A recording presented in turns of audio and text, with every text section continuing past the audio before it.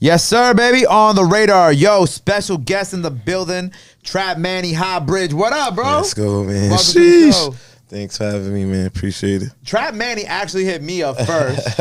And I've been a fan for a while. I was telling you Vroom Vroom was in one of my like top 100 songs. I don't know if it was 2020, 2019. But I know when it came out, I was running that shit up. And I've been a fan of yours for a while, and I'm excited to have you here today, bro. Man, I appreciate it too, man. I've been watching your show, man. It's a great platform, man. Blessing, so, bro. Thank you, thank you. How's everything been? How you been lately? How's chilling, man? Just taking a day by day. I'm all right right now. So how you been during the pandemic? Because like honestly, this past year and a half, like it's been kind of crazy. You know, New York is like, it was funny because the person here before you was from Florida. So when I asked this question, he was like, I'm from Florida, and I was like, all right, never mind. But like, how has this whole time been for you? Because you had a project out. I mean, it could. I mean, I don't want to say it was like bad, but it was like, I guess it was kind of a little bad for music a little bit, because like you couldn't really go to the club and like promote the songs as much as you wanted to. So that probably was the bad part, and do shows and shit, getting to see you. So I mean, that probably was bad. So.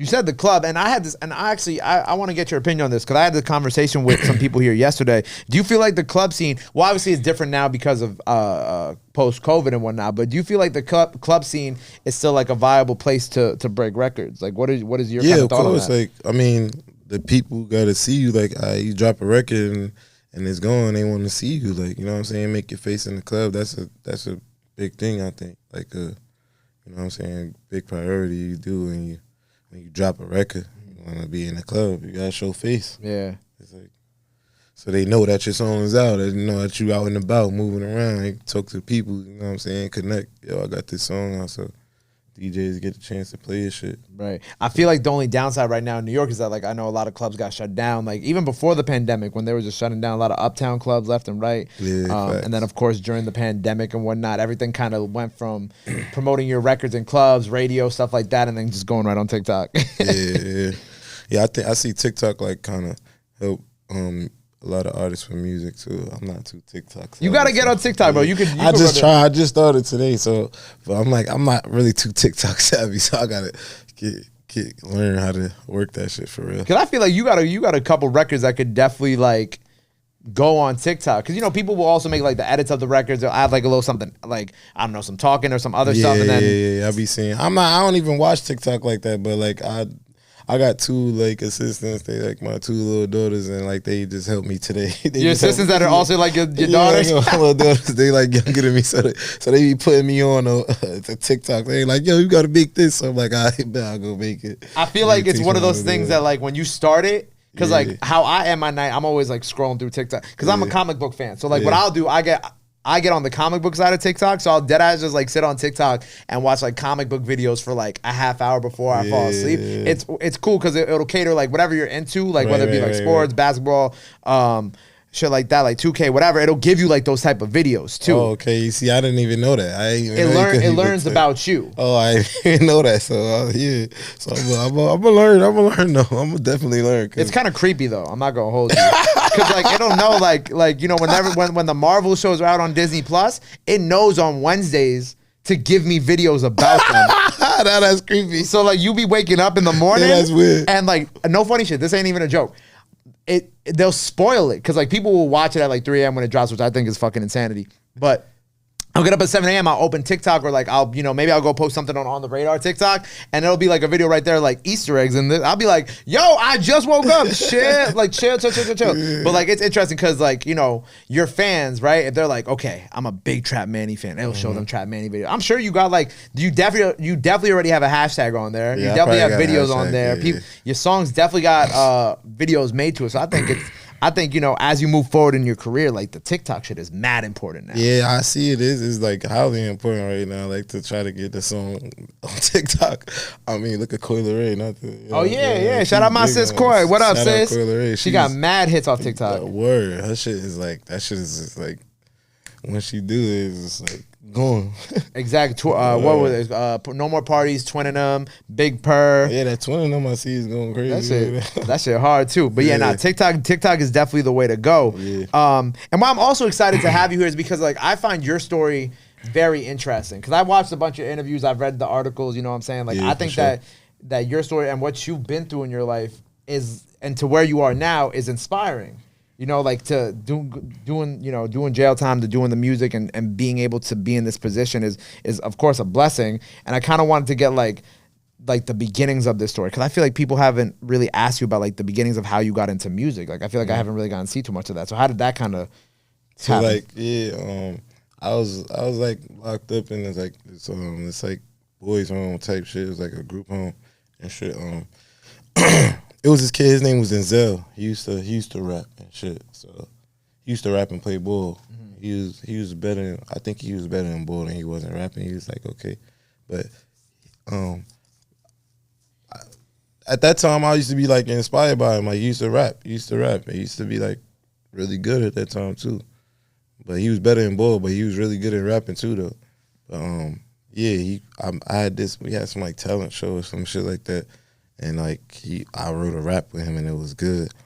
That was like the first time I wrote a rap. And then like after that, I didn't really start like being inspired with music until like when I went to prison at Rikers. But before that, I always used to like I was in love with music. Like I always loved music. I listened to like all kind of music. Like I was in places with all kind of kids and the group home. So like I was hanging around with different type of motherfuckers. I was listening to different type of shit. I used to, it was this one kid in my school. He used to listen to like Linkin Park and like Slipknot and all. It was a few songs that I knew about him too. And I used to be like, oh, I found out like some of this shit not that bad. You know what I'm saying? Yeah. You really listen to it. Like, you know what I'm saying? He used to be reciting the words. I was like, oh, who sings that song? What you just said. You know what I'm saying? So that like kind of inspired me. But most of it was like in prison though too. When I was on Rikers Island and shit. I just started like writing music and shit. I just found it like as a hobby, and then like as time kept going in prison, I met this dude named Michael, and we was like became real buddies. He used to like make beats on the keyboard and shit like that. And we had this like handicap cell. I used to rap inside the shower and shit. It was like he kind of like molded me a little bit for like what to expect. Right. Like seeing it now, I was like, wow. I remember I was in this jail cell. Like I used to be like in the box, and I was look out, and it was like a field, and I would like act like I was performing in front of people. Like no funny shit. Like the way motherfuckers in prison like improvise or like make, you know what I'm saying, make the best of things so much. We was like, I was really sitting in like a rec pen, and I would like act like these were people, like the yard.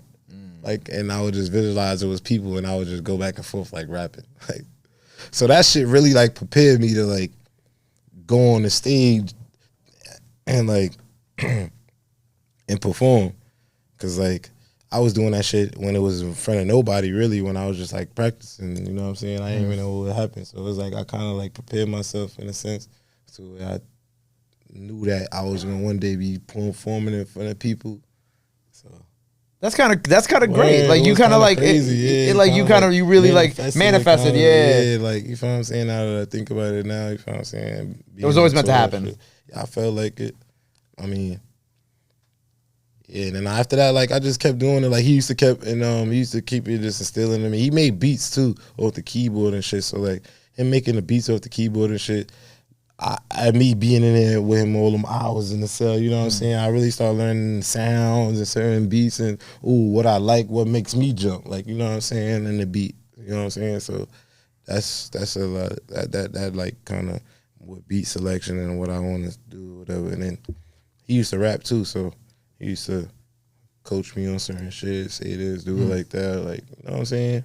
But it's funny that you brought up the Linkin Park shit, because the first album I ever bought was the Linkin Park and Jay-Z album. Yeah. Because I was a big Linkin Park fan. I was a big Jay-Z fan. Yeah. So when they put out that album, I remember, I forgot what year it was, but I was a kid. And I remember I was telling my mom, I'm like, yo, I want this album. And my mom wasn't really, my mom's, you know, she's a classic Puerto Rican. You know what I'm saying? She's not into hip-hop, so she bought me that album. But she did end up getting me that album. So that was the first album I ever got, which is actually kind of funny that you brought that up. But in regards to the music stuff, so the music that you were making back then, was it like, because right now, what did we call it before, Rob? We called your music like pain music, right? Like kind of like now kind of what you make, like melodic pain music. Yeah, how did you go from, I guess, what you were making back then to kind of like your current sound, and how?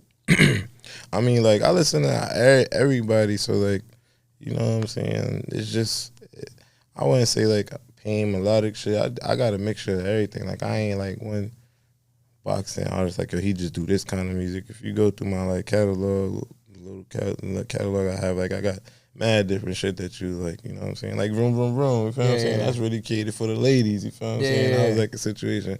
But then Alone for the girls, and then you got songs like Churches and all the other songs that I have is like, Even a song with Pop too. yeah, the Pop, you feel what I'm saying? They go a different song like that. I done with Dirk, it's just different shit. Like, which Dirk came through on that record too, by the way. Yeah, he actually did that record like before. Like I remember, shout out Don, man. Don is like, I ain't gonna lie, he always like been a nigga to like pioneer, like, or like put like, yo, this nigga's hot. You know what I'm saying? Right.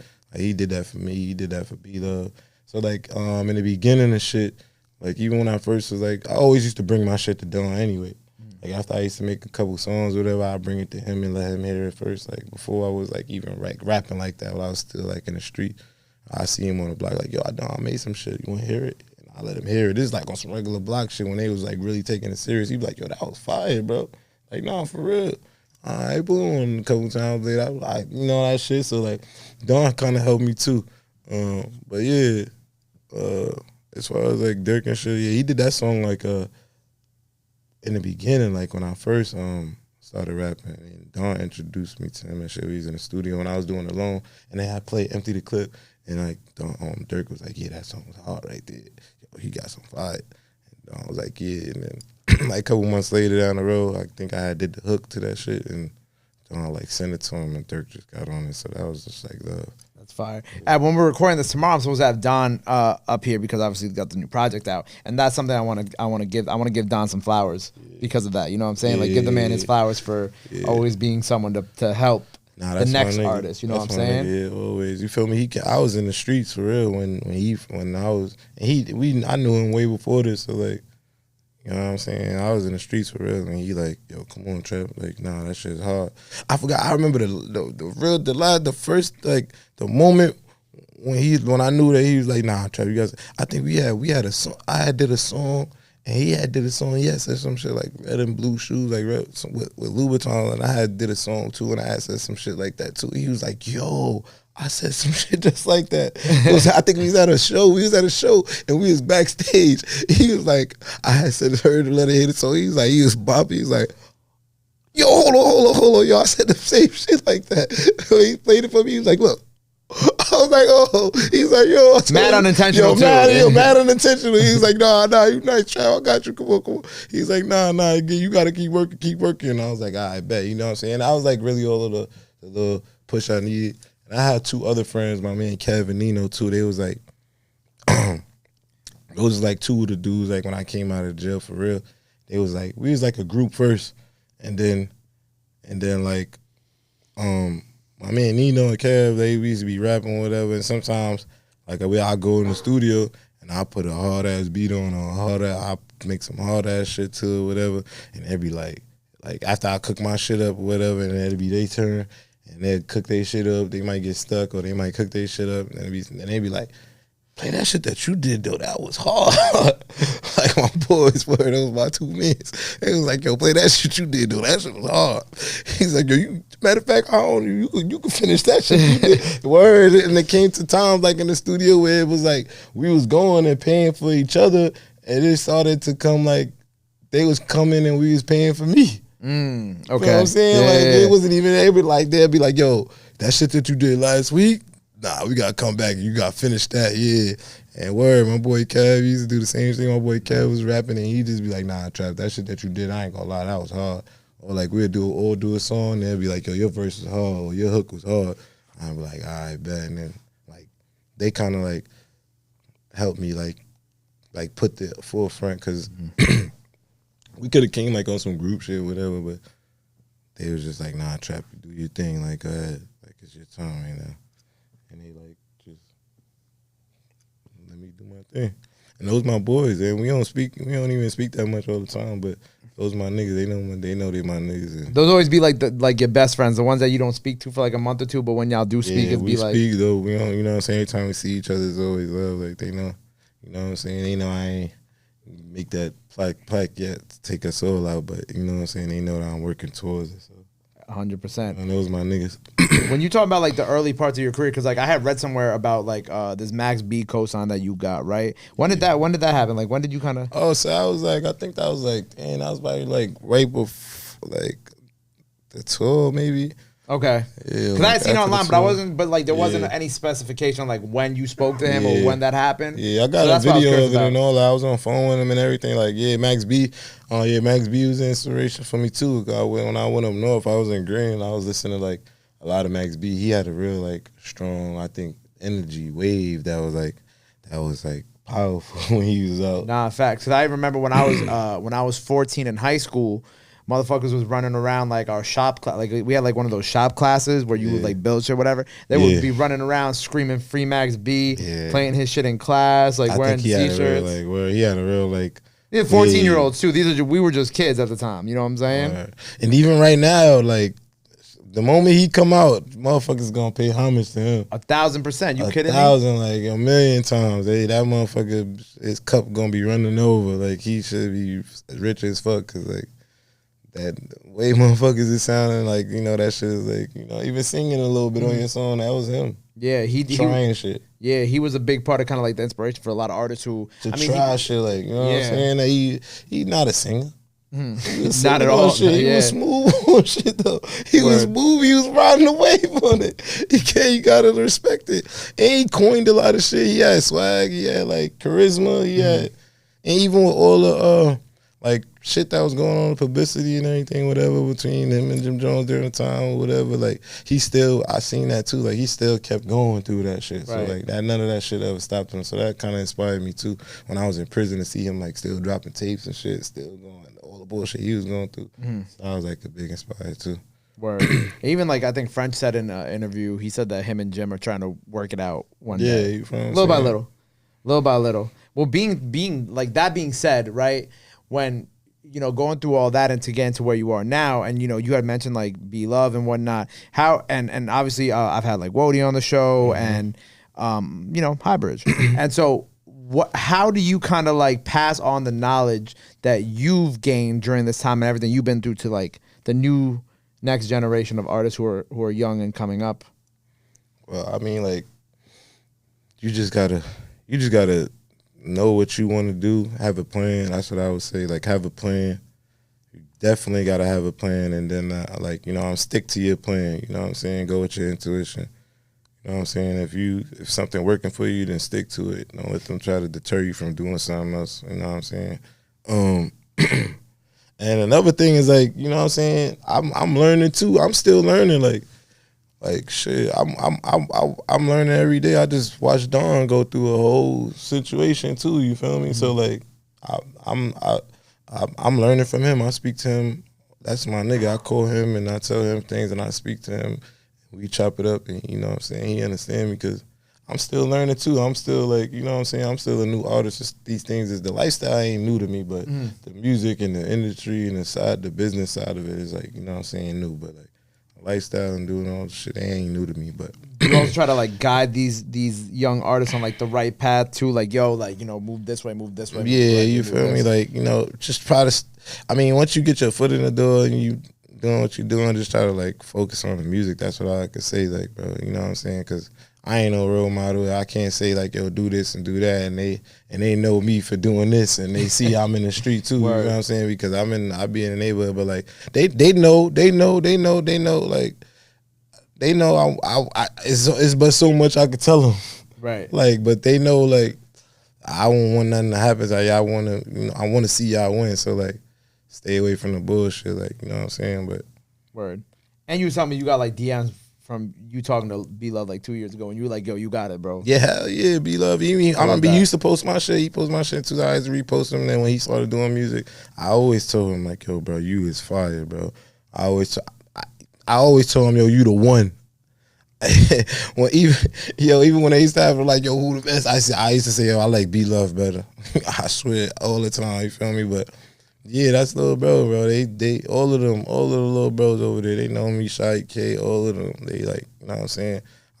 I see they in the trenches. They don't want them to get up out of it. I'm happy for them, you feel what I'm saying? Because I've been there. I'll be in there. They know I'll be in there too. So right. And before you were talking about like your diversity in your catalog, and one of the records in Trap We Trust that really stood out to me was the DJ Chose and Ruby Rose record. Yeah, you know what I'm saying. And I love DJ Chose. Shout out DJ Chose. Shout out DJ Chose. And Ruby Rose. And Ruby Rose. I never got to meet DJ Chose, but I know B King, and you know they've done a bunch of records together. But I thought that was so interesting because that even had like that, you know, because DJ Chose is known for like a lot of music that's like sounds like the Southern type of style with that bop to it. And I like what y'all did with that record because that was something.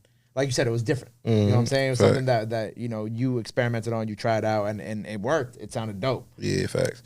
I'm like I said, like before, I used to listen to everybody growing up as a kid. My mom had all type of CDs, everybody's CD, like even from gospel music to like UGK shit that you probably wouldn't even think my mom would even listen to, but she had everybody's shit. So I listened to a lot of music, and like it's been times I've been inspired by this person. Like at one time I was like, you know, inspired by DMX. That was like one of my favorite rappers, you feel what I'm saying? He's like, not just because he's like that. I always said that, like, I like DMX style, like, you know what I'm saying? Thug.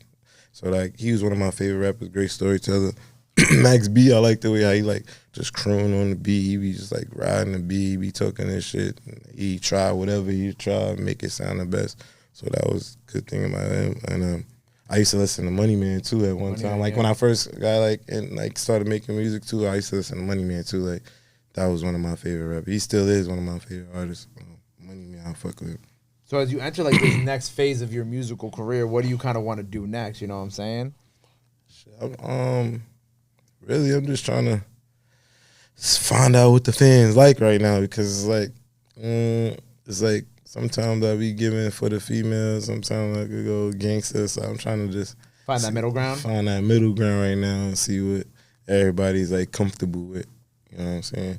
A lot of times they be wanting to be hearing me and Boogie all the time. I ain't want to do all that all the time. Right. You know what I'm saying? It's cool when y'all do it. But you want it to be you, and you want to do your own thing. You know what I'm saying? Because at the end of the day, everybody on Highbridge is still their own individual artist, whether it be you, Boogie, Don, etc. You know what I'm saying? Word. Like it's still y'all still your own artists at the end of the day with y'all own unique sounds. You know what I mean? So yeah, that's pretty much it. I'm just trying to find like or get this like space where everybody likes this type of stuff. You know what I'm saying? I just dropped Made Me. I think it was a good song too, but you know what I'm saying? I gotta drop another one. And I had dropped the Tap Out, but that was a song that was leaked, so, right? How did things get leaked for you? How does that happen? I don't even know. I really don't even know. I'm like, you know, you've been in the game, so I know you're not texting it to 30,000 people like these kids are. I don't even play like that. I don't even move like that. But I don't even know. It be engineers probably. It gotta be the engineer. Yo, it always gotta be the engineers, right? That's what everybody be saying. This song so fire. Why you ain't dropped yet? I don't know. They're like, fine, I'm gonna drop this shit myself. Put the little music thing on YouTube. Yeah. Leak it word. That'd be crazy. So you just like, fuck, I'm gonna put this out there. I'm gonna let it ride. I'm gonna let it do what it gotta do. Yeah, whatever. Let the people buy it. If the people that really want it, that heard the song, they like, yeah, they like it. They want to spend it. All right, go get it. But I got some new shit coming out soon, man. I've been working with a few people, so. So you had a record with Sha EK. Yeah, I got a record with Sha EK. Well, as I wrote down, you got Dave East, and then you wanted to do a record with CJ Goon too. Yeah. I fuck with CJ Goon. I fuck with I like all the little the Bronx rappers. Yeah, the Bronx rappers that's from our side and shit. I like CJ Goon. All the bros from Cortland, all of them. Even PJ Glizzy, he's doing his thing, so he about to drop some shit with him. All the little bros from over there, they doing anything. I'm proud of them. So you got records on the way with Sha and PJ. Yeah, right now I got Sha with a record with Sha EK coming. Me and PJ Glizzy gonna cook up some shit. What do those sound like? Because, you know, I feel like your sound and his sound, you know what I'm saying? Even with your experimentation, like, are you going to his world? Is he coming a little bit to your world? How is that kind of? I ain't gonna say I'm coming to his world. Well, not world, but like sound wise. As far as you gotta remember though, like I had a drill song, Reach a Milli. I had that. You right. I did shit with Pop Smoke. Yep. You feel me? So it's not like the drill music isn't. It's just that during that time, I think it was like a little whatever, like you just said, like you know what I'm saying, taboo to kind of do a drill record. So it was a weird time. It was a weird time for you to hear anybody else than Pop Smoke, other than you know what I'm saying, like right. Because then you had had that he already had did songs with that was like, you know what I'm saying, it was kind of weird. So yeah, because you think about it at that time, then you had people trying to be like, oh, this person's trying to sound like Pop, when it wasn't even that type of intention. It wasn't that. You know what I'm saying? Yeah. It wasn't even like, you know, because after he passed away, you know, long live Pop, but like the genre still goes on. You know what I'm saying? Like people made it like, you know, like the public kind of made it like, I mean, I don't think like the public made it. I think like artists and like the industry itself. The industry, yeah, they got a little scared. Yeah, they don't want to hear that. Like, you know what I'm saying? Like, that's why I think it was like, you know what I'm saying? Cause people, the drill scene just got back, and it's not even in Brooklyn no more. It's Bronx. Right. But give shout out to the people in Brooklyn. Shout out to the bros in Brooklyn. Like, I love Brooklyn. Shout out to all the rappers in Brooklyn. Like, we know where it come from. You know what I'm saying? Everybody knows where it come. Everybody know what happened. We watched it. Yeah. We all watched this shit. We all lived through it. Yeah. Brooklyn was had the whole drill scene. It was y'all theirs for a minute. But now it's reached to Harlem, Bronx. But now it's, you know what I'm saying, it's bigger in the Bronx than anything though. Yeah. You know what I'm saying? But what did you expect? Hip hop started in the Bronx. Yeah, hip hop started in the Bronx. So you're not gonna expect, you know what I'm saying? And then it's right there. It's from a group of kids. It's Highbridge and then it's Cool. Right, yeah, exactly. It's not that far, so you know we're gonna embrace them, right? Of course, without no question. You know what I'm saying? That's that we've been like this for years. That been that way. Highbridge to Cortland. That's, you see, B Lovee said that Highbridge to Cortland always been like that. Right. For years before I was probably even more. That's funny. With Pop, did y'all make that in the studio? Did y'all do that together? Or was that kind of? Yeah, me and Pop did that in the studio. That's my boy, man. Shout out Long Live Pop. It sounds like it. Yeah, we did that in the studio. Hell yeah, we was in the studio together when you did that. Because you know, I ain't gonna say a lot, but you know, there's certain Pop records that you can just tell you're like, nah, we was in there. I got that on video. Pop used to fuck with us, bro. Pop fuck with Highbridge. He used to, you know what I'm saying? He used to, QP him and had a good relationship too. Mm-hmm. And then, you know, like with me being in the street, I got friends in Brooklyn and shit. So I be in Brooklyn and, you know, shit word around and, you know, just. To everybody who thinks Brooklyn and Bronx people can't get along. Oh, no. Come on, y'all. I love Brooklyn. That's like probably my second favorite home. Like, you know what I'm saying? Like when I'm in New York, I like Brooklyn. I like the energy over there. Yeah. Nah, that record, you could really tell that was done in person. Because, you know, like some of the records on the new project, you could tell were kind of like formulated into something. Oh, nah, hell no. We was there. He was in their studio. We was all in there. Yeah. QP, Stephen Victor, Wu, and you know, so crazy. I've been before we even did that record. Like I used to hit him up on the DM, and I was still like tell him like, and even when that first song came out, NPR, that was like, I was fucking with that song before the other shit. Welcome to the Party. The NPR shit was the shit that was going crazy in the street. I'll never forget the first time I saw him was at the Best Day Ever Festival in Coney Island, and Pusha T brought him out, which I didn't really understand at the time because I was young. I didn't understand the Stephen Victor shit, but I remember he brought him out, and I remember the whole crowd went crazy. And I knew about him. I had known about him for like a couple months already. But when I saw it, I was like, oh yeah, this is the beginning of something different. And it's just so crazy to see like the evolution of like, because obviously Brooklyn Drill was around like before him a little bit, but it's interesting to see like the spike and how it goes, and then into like, you know, like watching it expand beyond Brooklyn and into like, you know, Staten Island, and then, you know, Harlem, and then the Bronx, and even there's like a bunch of people out on Long Island who are doing really good drill music too, and then Queens, you know what I'm saying, like Shawnee Bin Laden, them out in Queens who are killing it with the sample shit, you know what I'm saying, shout out Shawnee. Yeah, shout out Shawnee Bin Laden, he cool. But like even seeing like how like now the music in New York has expanded, like, you know what I'm saying? It's cool. I don't know. I just feel like New York is at a point now where there's a lot of different music besides drill too, and it's at a good point now, because now I feel like we have, like, for a while it was kind of quiet in New York, you know, in the early 2010s, and then now, you know, you get that resurgence in like the mid 2010s to now, where it's like, oh wow, like we at the like, you know, we at that point again. Yeah. What do you feel like the future of New York music is? I mean, like,